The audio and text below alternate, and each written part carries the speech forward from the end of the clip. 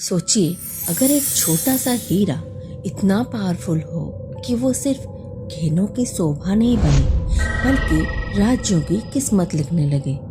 अगर एक चीज जहां भी जाए वहां ताकत, जंग और बर्बादी छोड़ जाए, तो क्या हम उसे सिर्फ हीरा कहेंगे या फिर मान लेंगे कि कुछ चीजों के साथ एक कहानी भी चलती है। आज की कहानी है दुनिया के सबसे मशहूर हीरे की, कोहिनूर। इतिहास के हिसाब से कोहिनूर का जन्म भारत के गोलकोंडा माइंस में माना जाता है, जो आज के तेलंगाना के पास है। ये वही जमीन है जहां से दुनिया के सबसे बेहतरीन हीरे निकले। शुरुआत में कोहिनूर बिल्कुल आज जैसा नहीं था। ये एक अनकट नेचुरल डायमंड था, लगभग 186 कैरेट का। उस वक्त हीरे की कीमत पैसों से नहीं, ताकत और राजसी शान से तोली जाती थी। कोहिनूर का एक सबसे स्ट्रॉन्ग हिस्टोरिकल रिकॉर्ड मुगल शासक शाहजहां के समय में मिलता है।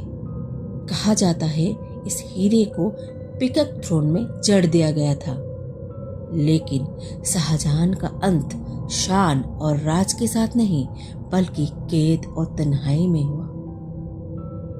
यहीं से पहली बार लोगों के मन में ये ख्याल आया, क्या कोहिनूर सिर्फ ताकत लाता है या फिर उसका इम्तिहान भी लेता है।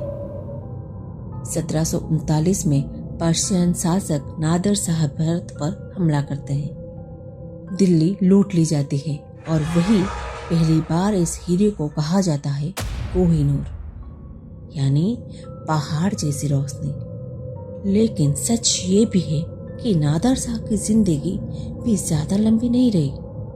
उसकी हत्या हो जाती है और कोहिनूर फिर एक और हाथ में चला जाता है। नादिर शाह के बाद कोहिनूर अफगानिस्तान के शासकों के पास गया और फिर पंजाब के महान शासक रणजीत सिंह के पास पहुंचता है।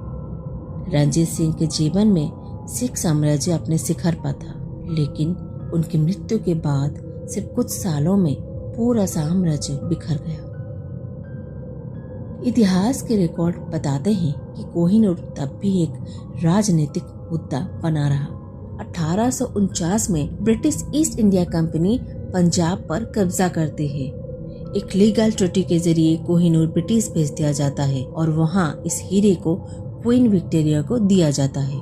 बाद में कोहिनूर को दोबारा कट किया जाता है और इसका वेट हो जाता है लगभग 105 कैरेट। ब्रिटिश रॉयल फैमिली का मानना था कि ये हीरा सिर्फ क्वींस को पहनना है, पुरुष शासक को नहीं। अब सबसे जरूरी सवाल, क्या कोहिनूर सच में श्रापित है या फिर जब भी कोई इंसान ताकत को अपनी चीज समझने लगता है, नुकसान होना तय हो जाता है। इतिहास के फैक्ट्स ये बताते हैं कि कोहिनूर के साथ हमेशा जंग, अहंकार और सियासत जुड़ी रही। शायद श्राप हीरे में नहीं, शायद श्राप इंसानी लालच में छुपा है। शायद कोहिनूर एक हीरा कम और एक दर्पण ज्यादा है, जो हमें दिखाते हैं कि जब ताकत जिम्मेदारी के बिना आती है तो वो रोशनी नहीं, अंधेरा बन जाती है। इसीलिए कोहिनूर की कहानी सिर्फ इतिहास नहीं, एक चेतावनी है, और कुछ चेतावनियां कभी पुरानी नहीं होती।